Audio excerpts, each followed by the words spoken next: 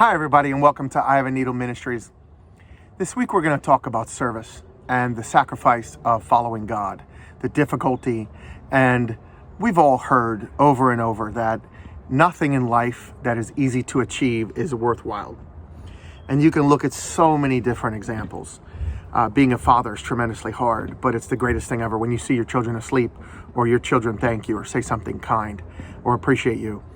A marriage, I have a 21-year marriage, and it's difficult, but it's the greatest thing ever when you have someone that stands behind you and they're your real friend and you know that you can count on them. And I want to go forward and talk today about the most important relationship we have, and that one is Christ. So we have an amazing example.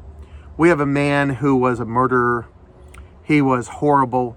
He wanted to kill Christians and did.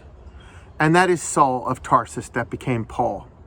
And through the letters that he wrote, approximately 40%, the Bible, you're seeing these letters or epistles that are being written to these churches, many of which Paul planted himself.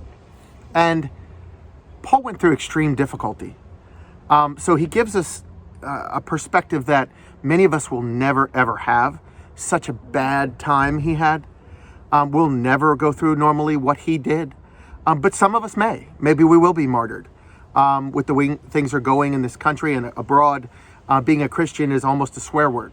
So the odds are we need to be prepared for that. But we need to look at the ultimate example, which is Paul, through the Bible, and surge forward and really get a good grasp of what we're going through in comparison. And then go all in, 100% for Jesus, that our lives are great in comparison, and the least we can do is give everything we have. So when you take a look at Paul's scenario and him specifically speaking to this topic, we can go to Philippians 1. And in Philippians 1:12, Paul talks about the fact that all the things he's been through, which included being beaten pretty much to death, stoned to death. He didn't die. Jesus saved him, but he was imprisoned in squalor we can't even imagine, shipwrecked. I mean, who in the world can even imagine shipwreck? The only thing we can think of is Gilligan's Island, which is nonsense comedy. And it's funny, but nobody can imagine shipwrecked for real, like Robinson Crusoe, but worse.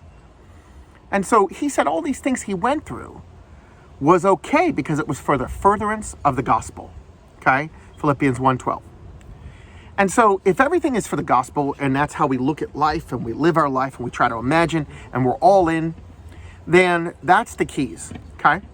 So we want to make sure, as he says in 1:20, Philippians, that Christ is magnified in the body, whether by life or by death.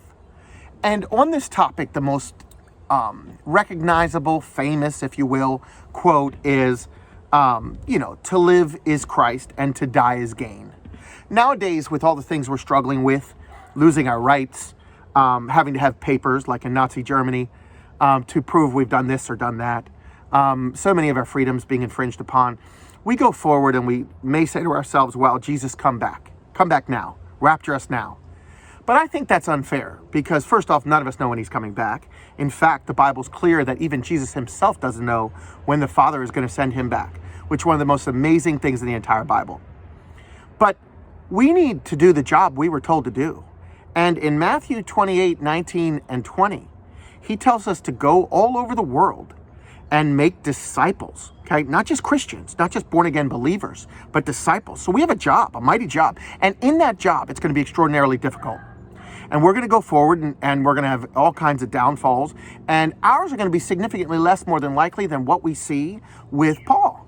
We're probably not going to be stoned or imprisoned, but we don't know. And so we have to figure out what we have now, which is significantly easier than Paul, and be willing to move forward and to have everything we have inside of us seeking Jesus and doing the right thing so that when the rapture does come, we've brought as many people to the kingdom of heaven as we were supposed to, because we have a job.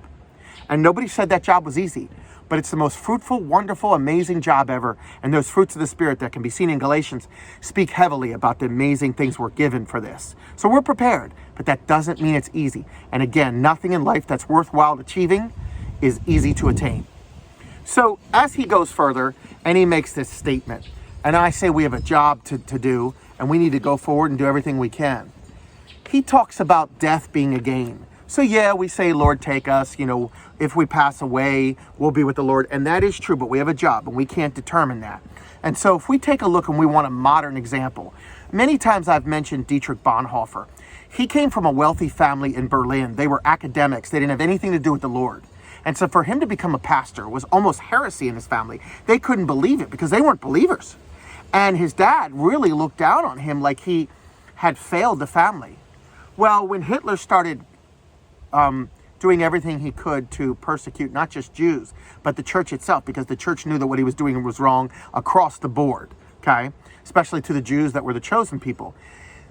Bonhoeffer stood up and he spoke out against Hitler openly, no question, in the papers, and he was jailed for that. And when the war happened, he was in the jail. And pastors went to visit him and asked him, "What are you doing here?" And he simply replied, "Why are you not here?"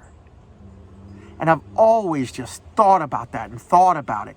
What are we willing to do to sacrifice for God? Because we're here to serve, and we're going to be judged one day, and we can't be wimps. My mom always says growing old is not for the wimps. And as I get older, I know what she's talking about, aches and pains and struggles and parenthood.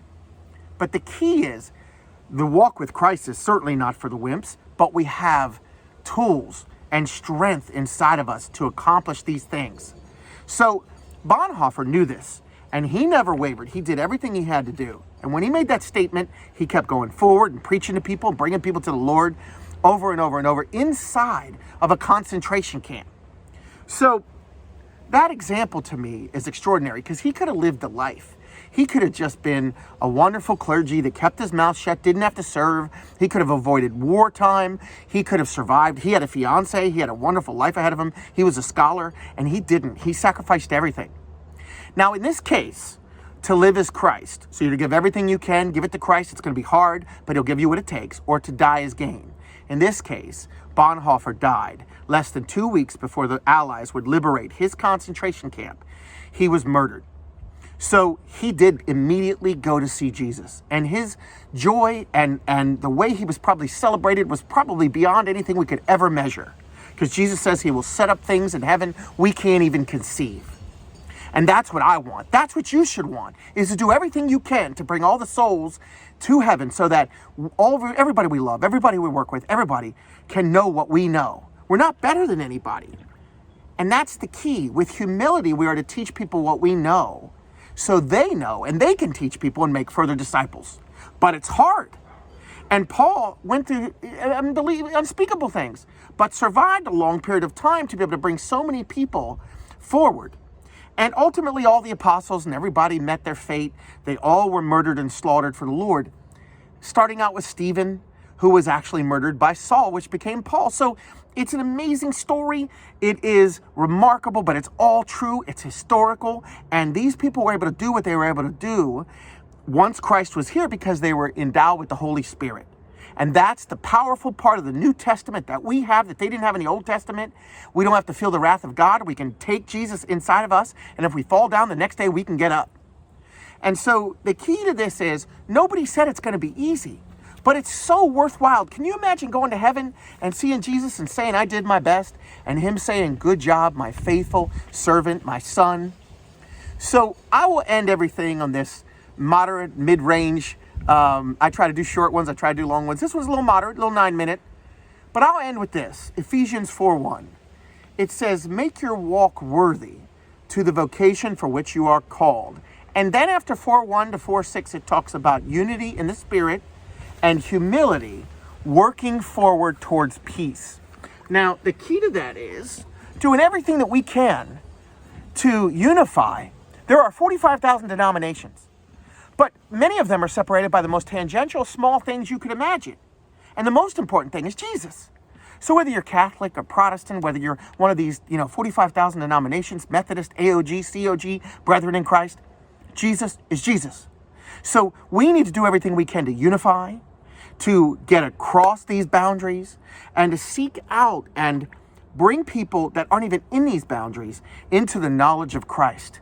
Because that's what we are to do. We are told that God is our King, and evangelion means gospel. and it's evangelicals' core word. And what it essentially means is we are here to proclaim the good news of the King. And our King is the King of Kings, the name of all names. And one day I want to spend eternity with him in a heaven that doesn't need any sunlight because it has the sun's light. Have a great night, be blessed, and take care of yourself.